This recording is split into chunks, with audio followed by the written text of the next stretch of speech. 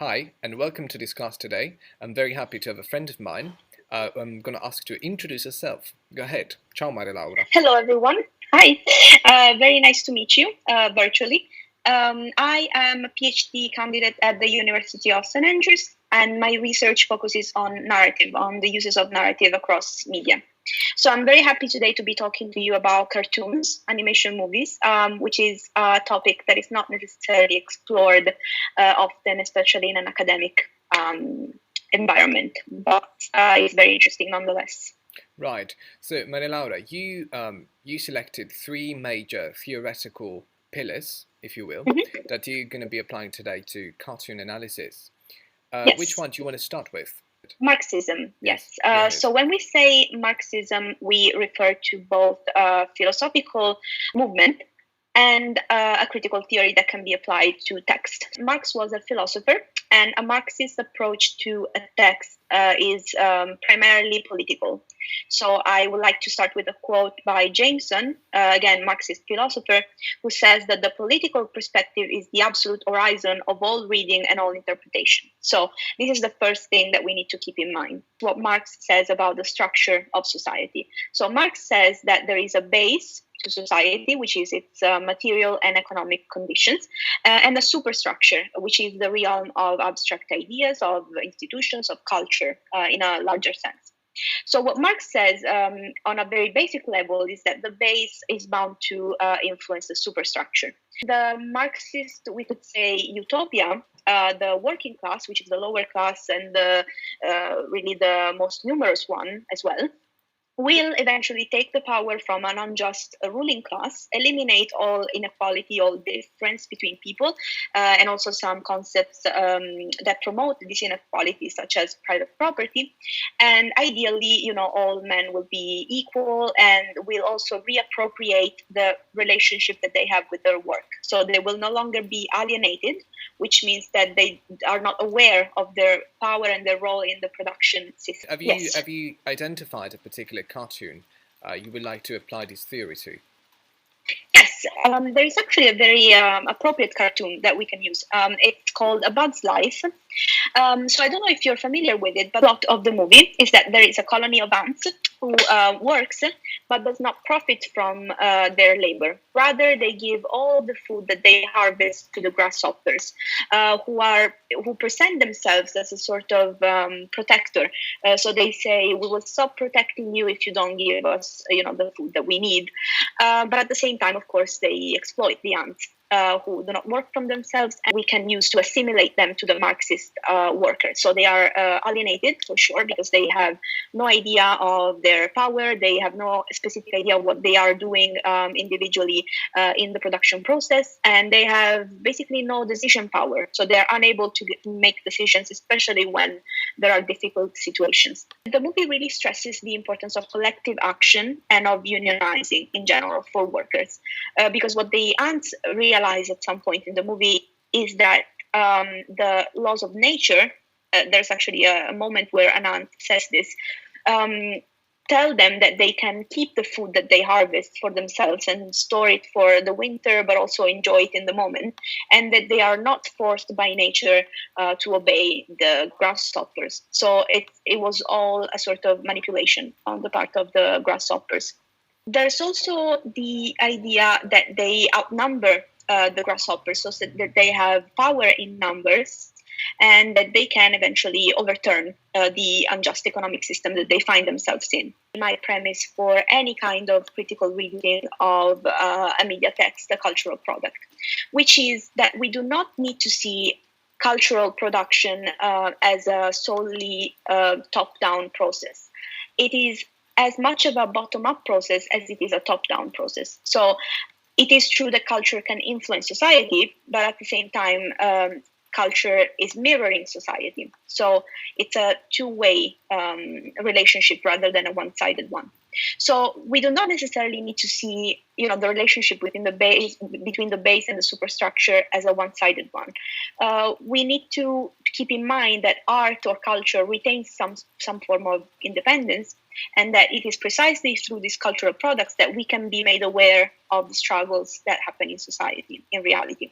And now, the example that I would use from the movie to prove this is that, yes, there is certainly exploitation in the relationship between the grasshoppers and the ants, but at the same time, the economic system that is portrayed is not necessarily capitalist. And I say this because the capitalist system, the free market system, is based on the fact that the capitalist profits from what is produced by the laborers. And I say profit in an economic sense. So in the movie, instead, the grasshoppers simply eat what the ants produce, and they do not gain any profit from it.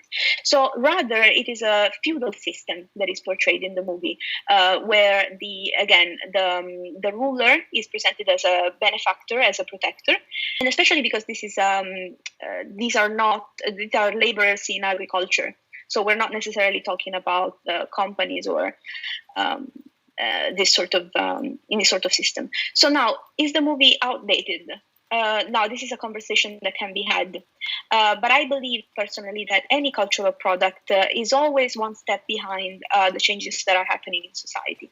So when we see a cultural product, we can say that it portrays ideas that we have already internalized and somehow elaborated.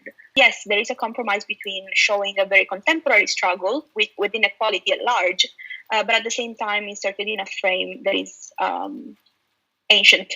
Right. So when you know, I've got a more visual, if you will, visual background. So of course I'm very interested in how images can somehow serve a meaning, if you will.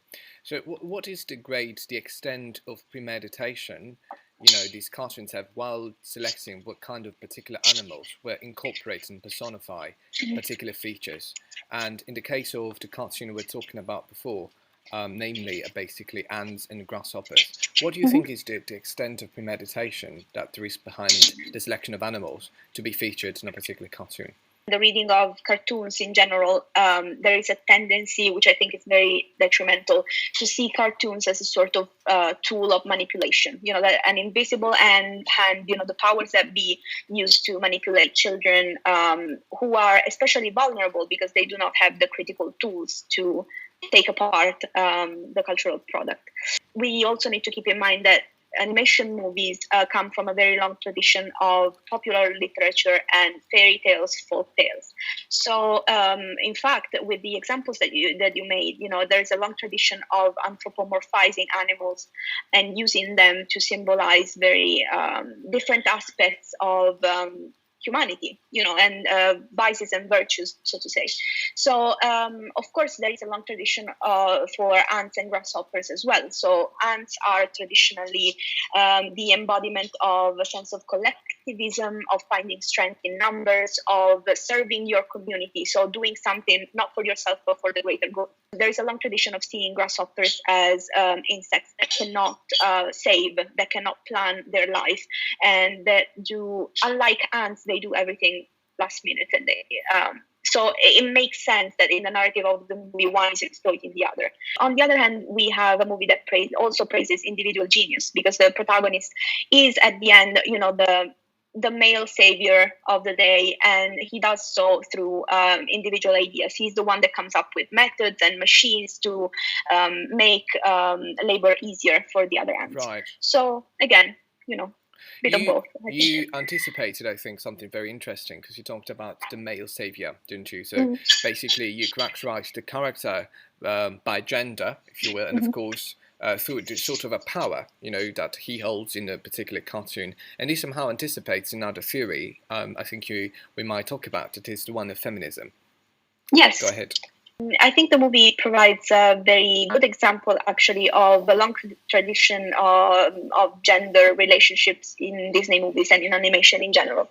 Because yes, there is, this praise of collectivism, but at the same time, the protagonist is male, and the female characters in the movie are mostly passive, and they're mostly princesses. So you can see how that works, even in a proto-communist tale, if you will.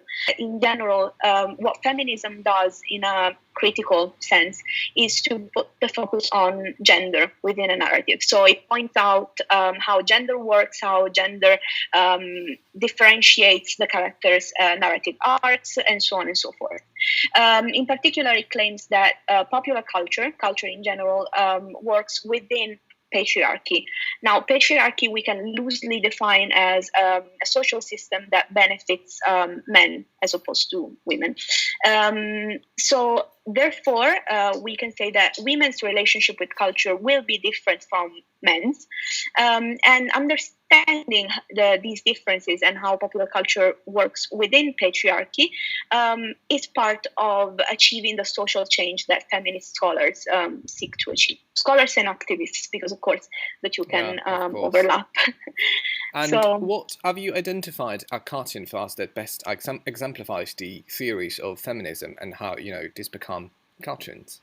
Yes, I bet anyone who's listening will have thought about one character in particular, which is Cinderella, because it is so, pervasive in popular culture. We immediately think of her as the model of the passive female character who gets married at the end and lives happily ever after, possibly. It is very true that, especially in the oldest Disney movies and, cartoons in general, female characters are characterized by passivity. So they are usually beautiful, but they're also silent, completely quiet, docile, and they depend on a male character, again, who barges in and saves the day at some point. And their ultimate narrative goal is marriage. So this might not be explicit necessarily. So we do not hear from Cinderella's mouth that she wants to get married. But the reality of the story of the cartoon is that her narrative arc ends with marriage. So we can assume that her story is complete. There is nothing else interesting to be said about her.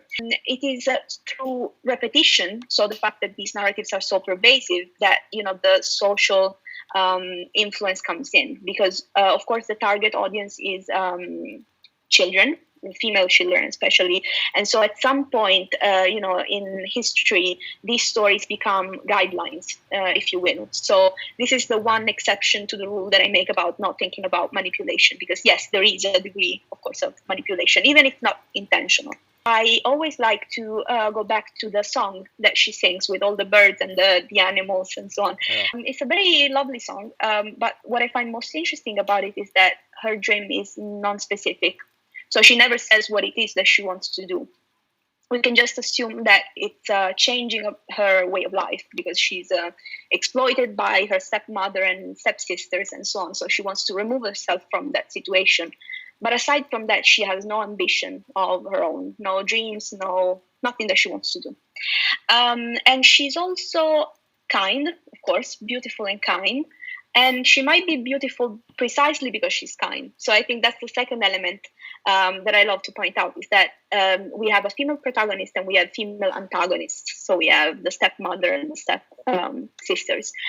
And Cinderella is, we're all rooting for her because she's good and kind, and despite her circumstances, she keeps being kind. She's not made worse morally by her circumstances, while her stepmother and stepsisters are evil. And they are, by chance, very ugly as well. So some ideas here, some patriarchal ideas are reinforced here. The first one is that there is some sort of inherent competition among women. So because you're more beautiful than me, you pose a threat, and I have to be better than you.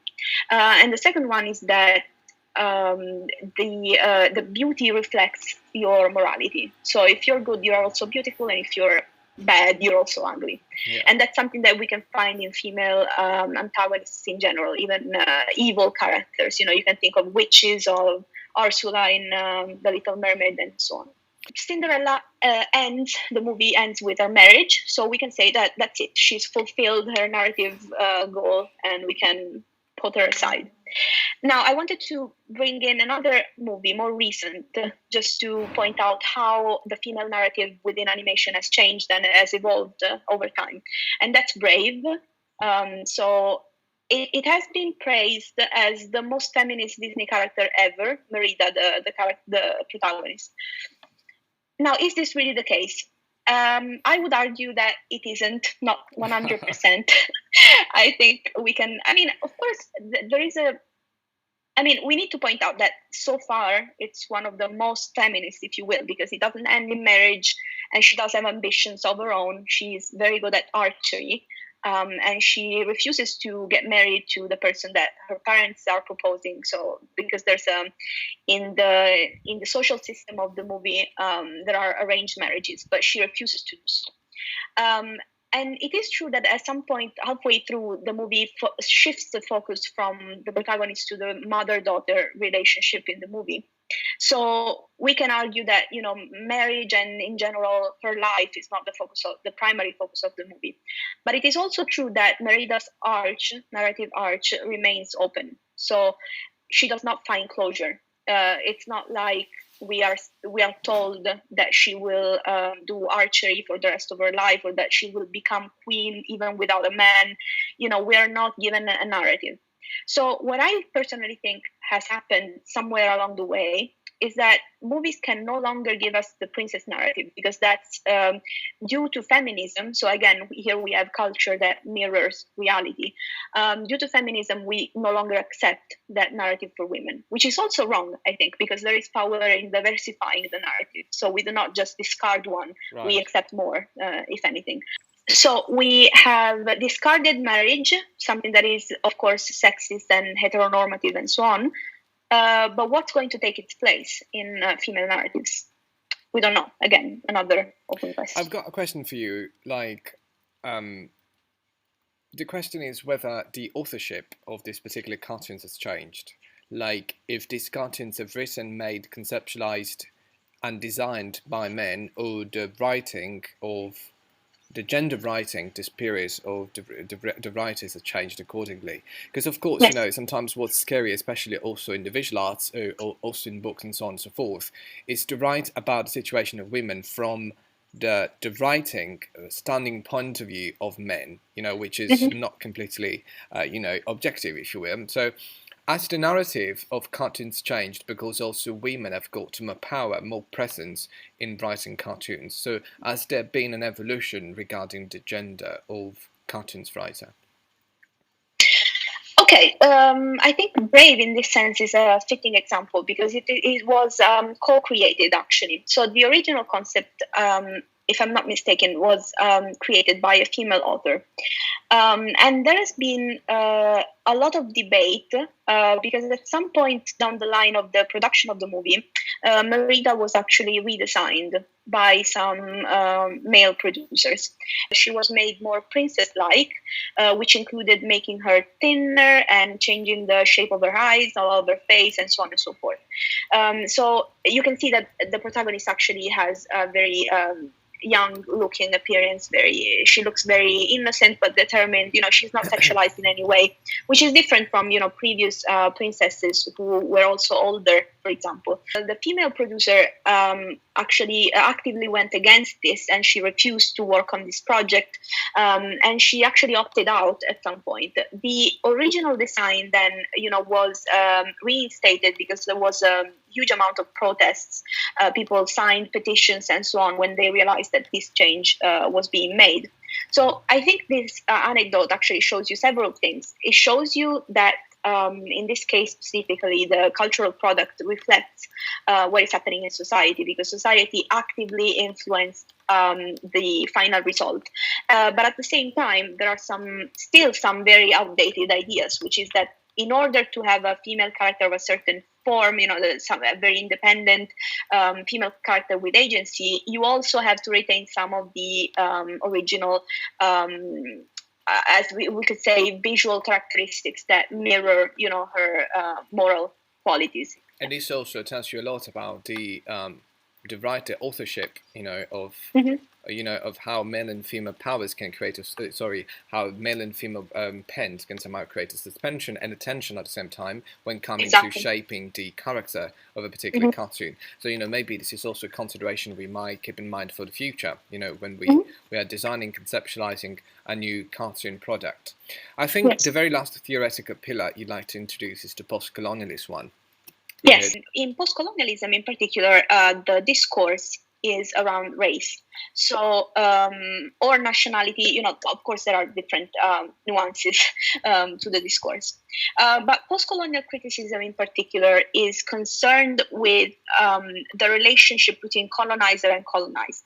And in the critical sense, it's concerned with the cultural products produced by both the colonizer and the colonized. Colonialism as a concept is, of course, the dynamic according to which the Western colonizer colonizes other countries, peoples seen as inferior and somehow in need of being civilized. So, of course, I'm using words such as Western, colonized, colonizer, but it is not really, this approach is not limited to the historical notion of colonialism. So it's not something that starts and ends. We see the effects of colonialism now, and we see colonialism in different forms even today.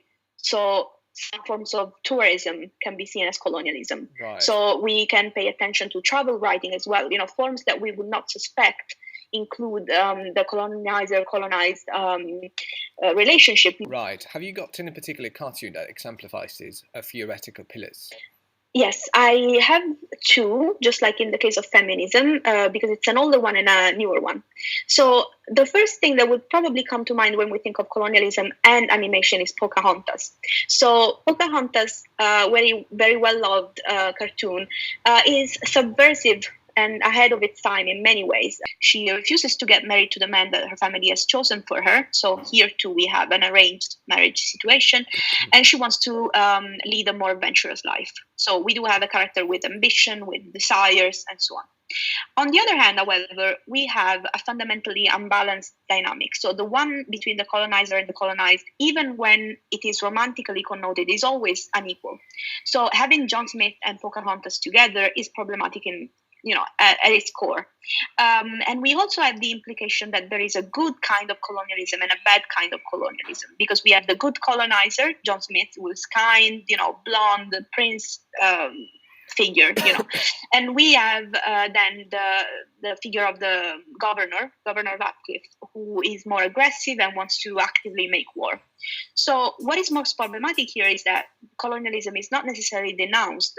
The implication is that there is a good way of civilizing a population, which is, of course, not true. Now, Zootopia, much more recent cartoon, again, anthropomorphized animals. So you can see how, the newer, more innovative narratives are made easier to tell by the presence of animals as opposed to humans. Now, in Zootopia, we need to read carefully how there are two categories of people. Animals. So prey animals are people who inhabit, let's say, whiteness, so that embody whiteness, while predators can be seen to embody non-whiteness, so anything that is not white. If we see the movie through these lenses, so the predators as being the racial other, we start to see many layers, of problems, of social issues, because the movie appears to be a sort of post-racial utopia. And we see that, I say post-racial because it's a world where differences have been eliminated. So the characters tell us that there used to be a world where prey was afraid of predators, but predators then have been sort of civilized, they have changed, and now there are no differences anymore. So on a very surface level, we can say that the movie promotes equality and a sort of color blindness. So we do not see color, differences do not exist, we're all equal. But on a deeper level, we can see that it, in fact, perpetuates some colonialist narratives. So we have the anti-racist white hero trope, because the protagonist, it is a female character, the bunny, the protagonist. But at the same time, she's the one who saves the day and she's a prey animal. So she's a white savior. While the co-protagonist, who is at the beginning an antagonist, is a predator, so non-white. We also have the civilization of the non-white people. And we also have a sort of naturalization of whiteness, because what is seen as natural, as the preferable state of things, is a world where everyone acts as if they are white. And also, of course, some stereotypes about blackness, such as aggression and the criminalization of black people, and so on and so forth. So, as you can see, very, very complicated political metaphor, in fact, this movie, which, however, is not always seen as such because of the presence of animals. So the really political meaning is very hard to see. Thank you, thank you. So this was a great conversation that really exemplified how different theories can apply to the interpretation of different cartoons, and is very important also, especially for us students as critical writers, to keep in mind how really sometimes writing can be biased, and can be biased by external and internal factors, of course. Very complex dilemma, if you will. Marialaura, thank you so much for your time today. And thank you for inviting me. It's been a pleasure. Thank you.